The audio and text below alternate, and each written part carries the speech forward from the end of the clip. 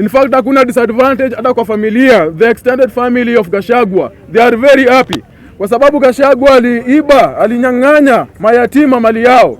Wale watoto ambao wanaita Gachagua anko, Gachagua aliwanyang'anya mali yao. Kwa hivyo, the whole nation is happy. Wale wenye wako na huzuni ati Gachagua amevutwa kazi ni wale wenye wako na ukabila.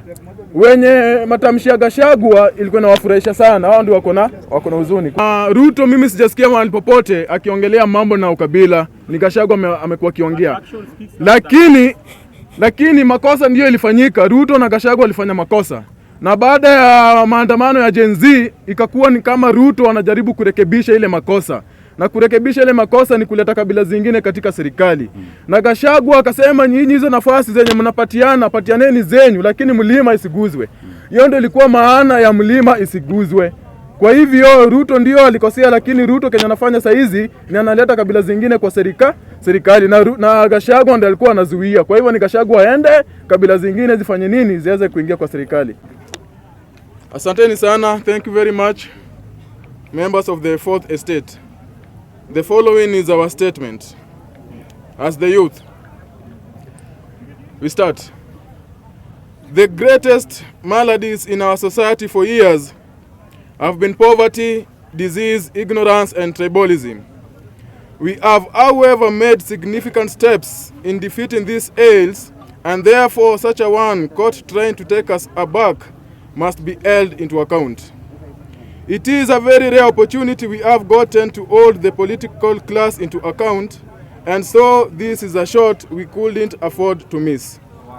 As Bunge la Mwananchi, we have been steadfast and on the lookout for bad governance, and so it has been rare to be on the same side with our legislative arm of government. This time, however, we find ourselves on the same side with Parliament on the impeachment motion against the former Deputy President Rigathi Gachagua. During the finance bill demonstrations in the months of June and July, we were determined to have a regime change by draining the swamp altogether, where we resolved that both Ruto and Gachagua must go. We failed and retreated to fight another day because, after all, Rome was not destroyed in one day. If one fails to do great things, he or she can surely do small things in a great way. Gachagua had to therefore start the going. Our various counties, to be found in regions other than Mount Kenya and the Rift Valley, have been left behind in development in the last 60 years, all because of deliberate marginalization based on tribalism, to the extent of the establishment of the Equalization Fund in the 2010 Constitution. Whereas the axe might forget, the tree will always remember. Never in the last 2 years have we heard the former Deputy President talk about the revival of the fish industries, cotton industries, maize, sugar or paper industries, but only tea, coffee and avocado, to the chagrin of other parts of the nation. President Ruto has thus been left to fight a lonely war against industry cartels in an effort to revive collapsed industries all over the country, bringing about the infamous Mambo ni Matatu quote. In such crucial times, therefore, rationality must prevail over emotions. No sympathy where our lives are at stake, no mercy or Nancy for a corrupt, tribal and a cantankerous former deputy president. He must carry his own cross. Failure to clip Gachagua's wing would have risked us the possibility of having the presidency of a tribal bigot in the near future. A mistake we couldn't afford to make. Gachagua to the rear view. We therefore congratulate our able leaders for being able to separate chaff from the grains and let the now indisposed Gachagua go his way. It is now apparent that him who goes to sleep with itchy buttocks wakes up with smelly fingers. We, however, wish him the best in his future endeavors, if any. We also take this opportunity to thank MPs and senators from the Mount Kenya region. We couldn't have done it without you. God bless Kenya and all the mountains in it. Thank you. So wana media, Kenya tunasema ni sisi kama wabunge wa bunge la mwananchi tunashukuru sana na tumefurahi sana vile deputy president wa zamani amefutwa kazi, na sasa kama inavyosimama yeye ni raia hata kuliko Raila Odinga. Nitaachia mwenzangu nafasi pia na yeye aseme kitu kabla tuchukue maswali kutoka kwa media. Asante sana. Kwa majina ni Olbaga Nywele Sauce. I am the bunge prime minister Kenya and abroad. Kwa hivyo zile vitu Raila anafaa kuongea wakati Raila hajapata nafasi sasa hivi venye kubiza kitafuta kiti ya EU, mimi ndio nasema. Kwa hivyo sisi kama Wakenya tumeshukuru sana our president William Samoei Ruto ya kwamba kumbe wewe ni rafiki wa ukweli. Huyu Rigathi Gachagua ndio mtu ambaye amerudisha vijana wengi kwa umaskini. Huyu Rigathi Gachagua ndio mtu ambaye ameharibu economy ya Wakikuyu. Huyu Rigathi Gachagua ndio mtu ambaye kazi zote zenye sisi kama Wakikuyu tulikuwa tunafanya, kazi za biashara Nairobi, za kufanya hoka, za kufanya kazi gani Nairobi, ameharibu. Sasa wa Burundi ndio wanafanya kazi zetu. Sasa kazi yenye tunazofanya kama Wakikuyu ni kuuza dawa ya mende, sumu ya panya. Kwa hivyo sisi sasa ile kazi yenye sisi kama Wakikuyu tulikuwa tunafanya, kazi ya kuhoku vitu tamutamu, vitu kama kahawa, mandazi, sasa tumewachia wa Burundi. Kahawa na mandazi kibaki, Burundi anarudishia watoto, anaambia watoto leo biashara imekuwa mbaya, kaeni chini mkule hii. Sisi kazi yetu ya kuuza dawa ya mende, sumu ya panya, ikibaki hatuwezi pewa watoto wakule. Kwa hivyo huyu Mr. Rigathi Gachagua, former deputy president, kwanza wewe uko na bahati sana. Juu sahi watoto watakuwa na kusoma shule. The fifth deputy president of the Republic of Kenya, Rigathi Gachagua. Lakini wewe at least umejaribu, umeserve 2 years. Uliza Musalia Mudavadi serve 3 months. Kwa hivyo sisi tunashukuru Mr. William Samoei Ruto, kana sisi simama na wananchi wa Kenya, usaidiane Raila Amolo Odinga. Asanteni. Okay, kama vile mnavyonijua kwa majina naitwa Heart of Lion, in short naitwa Heart. Mimi nataka niseme hivi, nashukuru sana wa Kenya na nashukuru sana. Maana mimi nilipigiwa simu na mtu kutoka Madera.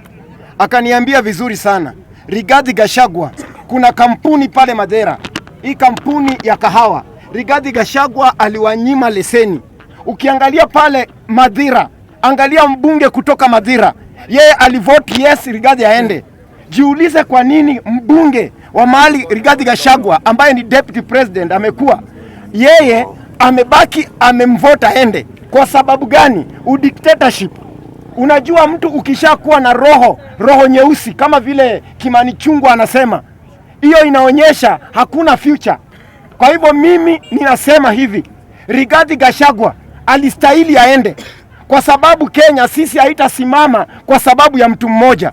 So mimi na support 100% Rigathi Gachagua aende, na Kenya tuendelee kukuwa na amani, na Kenya tuendelee na maendeleo. Mambo mingi ilikuwa imesimama, na mimi ninasema hao wenye walikuwa wanamsupport sana sana, mimi nakwambia Malala, nyinyi ndio mmekuwa mapraise worship wa Gachagua.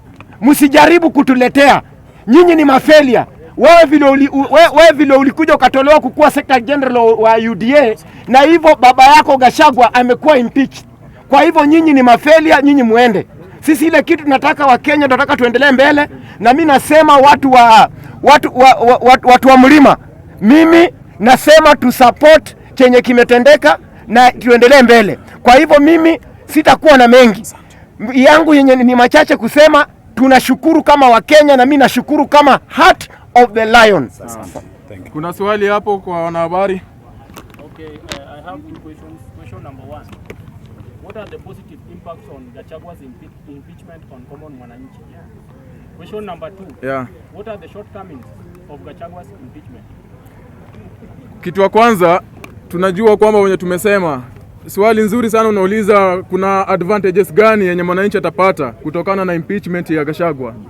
Kwanza ukiangalia zile mashtaka zenye Gachagua alikuwa amepatiwa, kuna moja ni tribalism. Ya pili ilikuwa ni money laundering, kulikuwa na corruption charges pale, na pia kulikuwa na insubordination of the president. Sasa Gachagua akiwa nje, mwananchi tunajua kwamba hiyo ni tribalism, ni kama tumemaliza. Ile mimi nilikuwa na support hii impeachment kwa sababu nilisikia Gachagua akisema kwamba sisi kwetu mahali mimi natoka hatutapata maendeleo, kumaanisha hatutapata madawa kwa hospitali zetu. Wamama wakienda kujifungua hawatapata hospitali karibu, watabebwa na wheelbarrow wapelekwe hata mbali, tukitafuta clinic, vitu kama hizo. Sisi tulijua vizuri sana Gachagua akiwa pale kama deputy president, industries zetu zenye zilianguka hakuna venye zitafufuliwa kwa sababu Gachagua yeye mwenyewe alikuja kaambia Ruto, kura zao ni kidogo. Kwa nini tutumie pesa tuende to bail out their companies? Kwa hivyo hiyo ni faida moja yenye sisi tutapata kama wa Kenya. Okay, before you continue to the next question, give me a minute. Before you continue to the next question, let me ask you something. You have said there's something dealing with tribalism. And if you have look at the statistics or the list of the CEOs of the Kenyan parastatals, I guess they are 63 and above. All the names that are there are from one region called yes, Kalenjins. All of them. Yeah. Do you think between Ruto and Gachagua, who is the most tribalic, I guess, something like that? Who is the most tribalic? Biblia imeandika kwamba ulimi ni kiumbe kidogo sana, lakini ni kama moto, inaweza haribu. Na Ruto mimi sijasikia mahali popote akiongelea mambo na ukabila, ni Gachagua amekuwa akiongea. Lakini makosa ndio ilifanyika. Ruto na Gachagua walifanya makosa. Na baada ya maandamano ya Gen Z ikakuwa ni kama Ruto anajaribu kurekebisha ile makosa. Na kurekebisha ile makosa ni kuleta kabila zingine katika serikali. Na Gachagua akasema nyinyi hizo nafasi zenye patianeni zenyu, lakini mlima isiguzwe. Hiyo ndio ilikuwa maana ya mlima isiguzwe. Kwa hivyo Ruto ndio alikosea, lakini Ruto Kenya anafanya saizi ni analeta kabila zingine kwa serikali na Gachagua ndiye alikuwa anazuia. Kwa hivyo ni Gachagua aende, kabila zingine zifanye nini, ziweze kuingia kwa serikali. Kuna swali pale nyuma. Pale nyuma kuna swali? Yeah. Sema. Kuja imezunguka bro. Kuja tu. Which one? The disadvantages. There are no disadvantages of Gachagua exiting the political stage. Hakuna disadvantage yoyote. Simama hapa. Kwa sisi wa Kenya. In fact, hakuna disadvantage hata kwa familia. The extended family of Gachagua, they are very happy. Kwa sababu Gachagua alinyang'anya mayatima mali yao. Wale watoto ambao wanaita Gachagua anko, Gachagua aliwanyang'anya mali yao. Kwa hivyo, the whole nation is happy. Wale wenye wako na huzuni ati Gachagua amevutwa kazi ni wale wenye wako na ukabila, wenye matamshi ya Gachagua ilikuwa inawafurahisha sana. Hao ndio wako na huzuni. Kuna swali hapa alafu Ken utajibu hiyo. Wanauliza na sauti. Angalia media. Simama hapa. Auliza na nguvu. Nauliza huyu. Okay, sawa. Nilikuwa namuuliza swali, amesema mambo na development. Gachagua sijui madawa kwa hospitali ya kwao. So nilikuwa nauliza hivi. Huyu anajua kazi ya vice president. Si frame your question my friend. Kuna swali lingine? Kuna swali lingine, huu ni Silolana. Ulikuwa unauliza swali gani? Let me ask a question about Wacha ndugu. Acha niulize. Ushamuelewa. Uliza na nguvu tu. Yes. Sawa, acha ulize swali. Jibu hiyo. Ushaelewa swali? Yes. Kuna wasomi hapa. Deal with him. Sawa. Jibu. Disadvantages of Gachagua being out of the government. One, once Gachagua is out of the government, he was the one who was pushing Ruto very hard and leaking the secrets of the government to us, which was making government more effective and more sober than if Ruto is there. Because right now, if you look at those who are in the government, more so from central part of Kenya, you can see there is no one who can face Ruto head on. The second thing, those who were there to face Ruto head-on, who could face Ruto head-on, are from Luo Nyanza, the Luo MPs. They are not there right now. So right now, Ruto will be more relaxed in the absence or through the friendship with Ruto and Raila Odinga. He will be more relaxed, and Kenyans maybe sometimes they will do things which will cost us dearly. So you mean impeachment of Gachagua will lead Kenya into a deeper shit? Yeah. Then the second thing, Gachagua was more senior in Central than compared to the current members of parliament from Central part of Kenya. And this is the first time now we are having a government without a strong person from Central part of Kenya.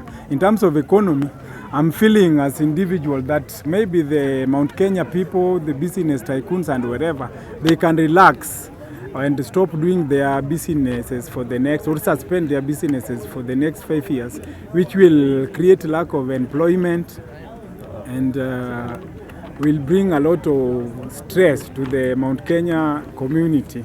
Because right now, Kindiki is not someone from Mount Kenya, from Central. Kindiki is from Eastern. So the Mount Kenya people, for the first time they are out of the government, they will feel sabotaged in this government, and they play a major role in this government, in forming this government. I think those are the demerits of Gachagua being out of the government. Kuna swali lingine? I think wenye wanauliza swali kwanza ni mnasololana. Imetosha. Because Rigathi Gachagua is our former deputy president. Imetosha. Imetosha kabisa. Haya, mrudi nje.